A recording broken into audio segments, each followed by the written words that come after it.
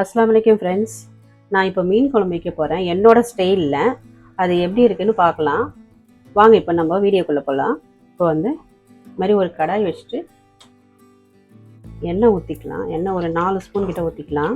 இந்த எண்ணெய் கொஞ்சம் சூடாகட்டும்.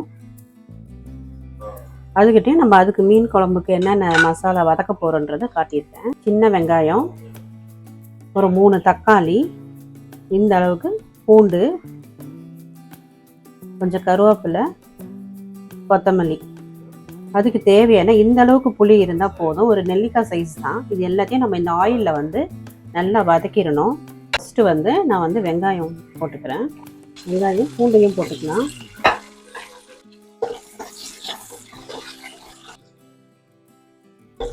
வெங்காயம் நல்லா வதங்குறதுக்கு நம்ம கொஞ்சம் கல்லுப்பு ஆட் பண்ணிக்கலாம். நான் இந்த அளவுக்கு ஆட் பண்ணுறேன். கல்லுப்பு போட்டோன்னா நம்ம வந்து வெங்காயம் சீக்கிரம் வதங்கிடும். அதுக்காக தான் நான் இப்போ கல்லுப்பு சேர்க்குறேன். நல்லா கொஞ்சம் ஃப்ரை ஆகட்டும். ஃப்ரை ஆன பிறகு நம்ம தக்காளி எல்லாம் ஆட் பண்ணலாம். பாருங்கள், வெங்காயம் நல்லா வந்து ஃப்ரை ஆகிடுச்சு. இந்த அளவுக்கு ஃப்ரை ஆனால் போதும். இப்போ வந்து தக்காளி ஆட் பண்ணிக்கலாம். இந்த கருவேப்பிலை, கொத்தமல்லி இதுலேயும் ஆட் பண்ணிக்கலாம். நல்லா இதுவும் வந்து நல்லா வந்து மேட்ச் ஆகணும், குழஞ்ச மாதிரி வரணும்.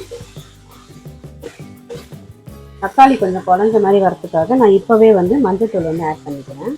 இதை நல்லா கொஞ்சம் வதக்கி விடுங்க. நல்லா கொஞ்சம் நேரம் ஆகும், வதங்கட்டும். இது தக்காளி நல்லா கொஞ்சம் குழஞ்சி வெந்துடுச்சு. இப்போ நம்ம புளியையும் ஆட் பண்ணிக்கலாம். புளியில் வந்து கொட்டை இல்லாமல், இந்த நார் இல்லாமல் அதை தனியாக எடுத்துடுங்க. எடுத்துட்டு ஒரு தடவை கழுவிட்டு ஆட் பண்ணுங்கள். இப்போ வந்து இதுக்கு தேவையான அளவு மிளகாத்தூள் 2 ஸ்பூன் போடுறேன். நான் இந்த ஸ்பூனில் 2 ஸ்பூன். தனியாத்தூள் போடுறேன். தனியாத்தூள் கொஞ்சம் நிறைய ஆட் பண்ணிக்கணும். நான் 6 ஸ்பூன் போடுறேன். எல்லாத்தையும் இந்த மசாலாவை நல்லா இந்த இதோட நல்லா கிண்டி கலந்து விட்டுங்க. மிக்ஸ் ஆனோன்னா தண்ணி ஆட் பண்ணிக்கலாம். இல்லைன்னா அந்த மசாலா வந்து தீஞ்ச மாதிரி ஆயிடும். கொதிக்கட்டும். கொதிச்ச உடனே நம்ம ஸ்டவ் வந்து ஆஃப் பண்ணிடலாம். ஆஃப் பண்ணிட்டு இது ஆறின பிறகு நம்ம மிக்ஸி ஜாரில் போட்டு அரைச்சிக்கலாம். நான் தண்ணி கொஞ்சம் ஜாஸ்தியாக போட்டுட்டேன். நீங்கள் கொஞ்சம் போடும்போது கொஞ்சம் கம்மி பண்ணி போடுங்க தண்ணி. பாருங்கள், இந்த அளவுக்கு இப்போ வந்து நல்லா மசாலா மிக்ஸ் ஆகி வந்து இந்த அளவுக்கு ஆகிடுச்சு. இப்போ அவ்வளோதான், ஆஃப் பண்ணிட வேண்டியது தான். நான் மீன் வாங்கி கட் பண்ணி வச்சுருக்கேன், ஆனால் இன்னும் கழுவில். இது எல்லாத்தையும் நாங்கள் இது ஆறுறதுக்குள்ளேயும் நான் இந்த மீன் எல்லாத்தையும் வாஷ் பண்ணிட்டு வரதுக்கும் இது ஆறுறதுக்கும் கரெக்டாக இருக்கும். ஆறின பிறகு இது மிக்ஸி ஜாரில் போட்டு நான் அரைச்சிட்டு உங்களுக்கு குழம்பு வைக்கும் போது திரும்ப காட்டுறேன் உங்களுக்கு. இப்போ நம்ம வந்து மீன் குழம்புக்கு தேவையான மசாலா தான் ரெடி பண்ணுறோம். நான் ஒரு மண் சட்டி ஒன்று வச்சுருக்கேன் மீன் குழம்பு வைக்கிறதுக்கு. இதில் வந்து மீன் ஃப்ரை பண்ணுறதுக்காக நான் அந்த மாதிரி மசாலா டெய்லி அரைச்சி தான் நான் போடுவேன். இதுக்கு தேவையான அளவு மிளகாத்தூள், அதுக்கு கொஞ்சம் ஒரு 1/2 ஸ்பூன் மஞ்சத்தூள், இதுக்கு தேவையான அளவு நம்ம எவ்வளோ மீன் வச்சுருக்கோமோ அதுக்கு தகுந்த மாதிரி நம்ம போட்டுக்கலாம். காரம், மிளகுத்தூள், இதுக்கு தேவையான அளவு உப்பு, கொஞ்சம் பூண்டு ஆட் பண்ணிக்கலாம். இந்த அளவுக்கு பூண்டு இருந்தால் போதும். இந்த அளவுக்கு கொத்தமல்லி, இது வந்து வாஷ் பண்ணிக்கணும். இது எல்லாமே மிக்ஸி ஜாரில் போட்டு கொஞ்சம் குறைன்னு அரைச்சிக்கணும். நைஸாக அரைக்கக்கூடாது. மீன் ஃபிஷ் ஃப்ரைக்கு கொஞ்சம் குறைன்னு அரைச்சிக்கலாம். இதை அரைச்சிட்டு நான் மசாலா தடவும் போது காட்டுறேன். இந்த பக்கத்தில் வந்து இந்த சட்டி வந்து மண் சட்டி வந்து சூடாயிடுச்சு. இப்போ மீன் குழம்பு வைக்கிறதுக்கு நம்ம எண்ணெய் ஊற்றிக்கலாம். இது எண்ணெய் சூடாகட்டும். இப்போ இந்த மீன் குழம்பு வைக்கிறதுக்கு இங்கே ஆல்ரெடி சின்ன வெங்காயம் போட்டு தான் நம்ம அரைச்சிருக்கோம். இப்போ கொஞ்சோன்னு இந்த அளவுக்கு இருந்தால் போதும். சின்ன வெங்காயம், கொஞ்சம் பூண்டு, ஒரு 2 தக்காளி, கருவேப்பிலை, அவ்வளோதான் இதுக்கு தாளிக்கிறதுக்கு. எண்ணெய் சூடாயிடுச்சு. இப்போ நம்ம கருவேப்பிலையும் சின்ன வெங்காயம் ஆட் பண்ணிக்கலாம். இதோட இந்த பூண்டையும் தக்காளியும் ஆட் பண்ணிக்கலாம். 1 ஸ்பூன் வெந்தயம் ஆட் பண்ணிக்கலாம். நான் கடுகெல்லாம் போட மாட்டேன், நான் வெந்தயம் மட்டும்தான் போடுவேன். இது கொஞ்சம் ஃப்ரை ஆகட்டும். மிக்ஸி ஜாரில் இந்த மசாலாவை நல்லா அரைச்சிட்டேன். இது வதங்கின உடனே இந்த மசாலாவுக்கு ஆட் பண்ண வேண்டியதுதான். இப்போ பாருங்கள், இந்த அளவுக்கு நல்லா வெங்காயம், தக்காளி, பூண்டு எல்லாமே ஃப்ரை ஆகிடுச்சு. இப்போ நம்ம ஒரு 1/2 ஸ்பூன் வந்து மிளகாத்தூள் போட்டுக்கலாம். ஏன்னா அந்த வெங்காயம் தக்காளியில் கலர் இல்லாமல் இருக்கும், அதுக்காக. இதுலேயே நம்ம மிளகாத்தூள்லாம் போட்டுட்டோம். இதோட எதுவுமே பண்ண தேவையில்லை. சும்மா ஒரு வதக்கிட்டு இந்த மசாலாவை நம்ம போட்ட வேண்டியது. இது நம்ம முதலையே பண்ணி வச்சுட்டோம்னு வச்சுங்களேன், மீன் கழுவுறதுக்குள்ளேயே இந்த மீன் குழம்பு வச்சிடலாம். நம்ம அவ்வளோ ஈஸியாக முடிஞ்சிடும் வேலை.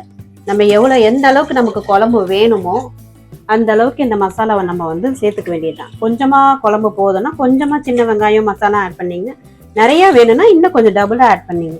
நம்ம வந்து மசாலாவை பண்ணிவிட்டு ஆற வச்சுட்டு மீனை கழுவிட்டு வரத்துக்குள்ளேயே இந்த குழம்பு நம்ம ரெடி பண்ணிடலாம். லாஸ்ட்டாக கொதிச்ச பிறகு மீன் போட்டோன்னா ஈஸியாக வந்து மீன் குழம்பு ரெடி ஆகிடும். ரொம்ப டேஸ்ட்டாக இருக்கும். இந்த மசாலா வந்து அம்மியில் அரைச்சா ரொம்ப டேஸ்ட்டாக இருக்கும். அரைக்கிறதுல அம்மி இல்லை நம்மக்கிட்ட, அதனால் மிக்ஸி ஜாரில் போட்டு அரைப்போம். இப்போ காரம் உப்பு புளிப்பு எல்லாம் கரெக்டாக இருக்கா பாருங்கள். எனக்கு இந்த அளவுக்கு திக்னஸ் இருந்தால் போதும். சில பேர் மீன் குழம்பு ரொம்ப தண்ணியாக வைப்பாங்க. அதனால் உங்களுக்கு தேவையான அளவு தண்ணியாக வேணுமா திக்காக வேணுமான்றதை பார்த்து நீங்கள் இது பண்ணுவீங்க. நான் இப்போ உப்பு கரெக்டாக இருக்கான்னு செக் பண்ணிக்கிறேன். காரம் எல்லாமே எனக்கு உப்பு வந்து கம்மியாக இருக்குது, நான் அதனால் வந்து இந்த அளவுக்கு ஆட் பண்ணிக்கிறேன். தண்ணியும் கொஞ்சம் ஆட் பண்ணிக்கிறேன். இப்போ எனக்கு காரம் உப்பு எல்லாமே கரெக்டாக இருக்குது. இது வந்து நல்லா கொதிக்கிட்டோம். கொதித்த பிறகு ஸ்டவ்வை வந்து ஸ்லோ பண்ணிவிட்டு மீன் போடலாம். நம்ம மீன் பாருங்கள் இங்கே வச்சுருக்கேன். இது வந்து கொறுக்க நவர மீன் எல்லாமே மிக்ஸ் பண்ணியிருக்கு. இது நல்லா கொதிக்கட்டும். கொதித்த பிறகு நம்ம வந்து மீன் போடலாம். இப்போ மூடி போட்டு வச்சிடலாம் குழம்பு.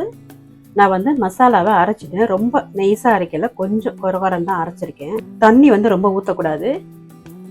மீன் வந்து இது பாருங்கள் ஃப்ரை பண்ணுறதுக்கு இந்த அளவுக்கு மீன் இருக்குது. நான் இந்த மாதிரி கட் பண்ணி விட்டுருக்கேன். ஏன்னா மசாலா அப்போ தான் எல்லாத்துக்குள்ளேயும் போய்ட்டு மிக்ஸ் ஆகி சாப்பிடும்போது நல்லா டேஸ்ட்டாக இருக்கும். அதனால் இந்த மாதிரி கீரி இருக்கு. இது வந்து நவர மீன் சின்ன மீன் தான், அதுக்கு வந்து நம்ம கட் பண்ண தேவையில்லை. இப்போது நான் எப்பயுமே மீன் ஃப்ரை பண்ணுறதா இருந்தால் இந்த மாதிரி மசாலா அரைச்சி தான் போடுவேன். பேக்கெட் ஐட்டம் அந்த மாதிரிலாம் நான் யூஸ் பண்ண மாட்டேன். இந்த மாதிரி பண்ணுவேன். இந்த அளவுக்கு நல்லா மசாலா மிக்ஸ் பண்ணி வச்சாச்சு.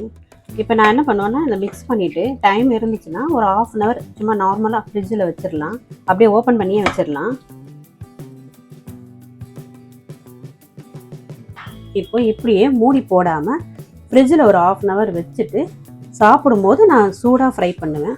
இல்லை உங்களுக்கு டைம் இல்லைன்னா நீங்கள் உடனே ஃப்ரை பண்ணலாம், ஒன்றும் பிரச்சனை இல்லை. ஆனால் மசாலா எந்த அளவுக்கு ஊறுதோ அந்த அளவுக்கு டேஸ்ட்டாக இருக்கும் அந்த ஃபிஷ் ஃப்ரை. சில பேர் வந்து வேணும்னா இது லெமன் ஆட் பண்ணுவாங்க. இது லெமன் ஆட் பண்ணாமே இது டிஃப்ரெண்ட்டாக இருக்கும், நல்லா டேஸ்டியாக இருக்கும். இப்போ மீன் குழம்பு வந்து கொதிக்குது. இப்போ நம்ம ஓப்பன் பண்ணி பார்க்கலாம். நல்லா கொதிக்குது. இப்போ வந்து ஸ்டவ்வை வந்து ஸ்லோ பண்ணிக்கலாம். ஸ்லோ பண்ணிவிட்டு ஒரு 5 minutes கழிச்சு மீன் போடலாம். அது கூட இந்த மீனெல்லாம் நான் போட்டுருவேன் ஃபஸ்ட்டு. இந்த கொறுக்க மீனெல்லாம் இது வந்து சீக்கிரம் வெந்துடும். அதனால் நான் ஆல்ரெடி மண்சட்டியில் வச்சுருக்கனால ஸ்டவ் ஆஃப் பண்ணிவிட்டு நான் இந்த மீனை போட்டு ஸ்டவ் ஆஃப் பண்ணிட்டேன்னா இந்த சட்டியோட ஹீட்லேயே இந்த மீன் வெந்துடும். இதை வந்து ஒரு 5 minutes கழிச்சு போடலாம். ஒரு 5 minutes ஆயிடுச்சு. நம்ம இதை ஓப்பன் பண்ணலாம். ஓப்பன் பண்ணிவிட்டு இந்த மீன் எல்லாத்தையும் நான் இதில் ஆட் பண்ணிக்கிறேன். எங்கள் வீட்டில் வந்து மீன் குழம்புல போட்ட மீன் யாரும் பசங்க ஹஸ்பண்ட் யாரும் அவ்வளோ சாப்பிட மாட்டாங்க. அதனால் நான் மீன் வந்து கம்மியாக தான் போடுறேன். உங்கள் வீட்டில் சாப்பிட்ற மாதிரி இருந்தால் நிறையா மீன் ஆட் பண்ணிங்க. இப்போ இதை போட்டுட்டு மூடி வச்சுட்டு ஒரு 10 minutes கரெக்டாக கழித்து ஸ்டவ் ஆஃப் பண்ணிடலாம்.